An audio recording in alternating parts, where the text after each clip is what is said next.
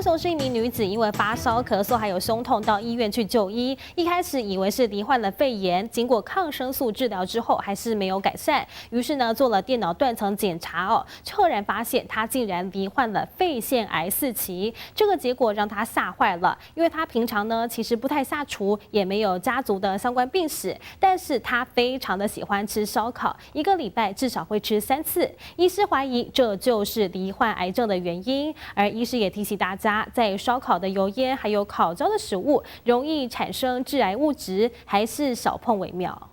多只香肠放上烤网，微焦的表面上油油亮亮，皮脆肉香，一口咬下超级满足。香喷喷的烧烤，光是闻到味道就让人食指大动。但小心，这些美味的烤肉里可是藏着致癌物。高雄市一名35岁的妇人发烧、咳嗽、胸痛，一开始以为是肺炎，到医院就医。经过2周抗生素治疗，烧退了，但还是咳不停。电脑断层检查发现，她竟然罹患肺腺癌第4期。少女的时候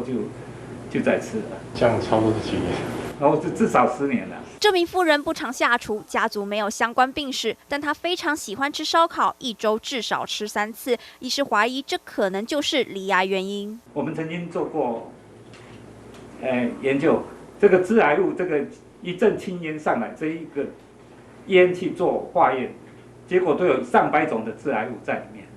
所以跟这个空气的污染、室内空气的污染是有相关。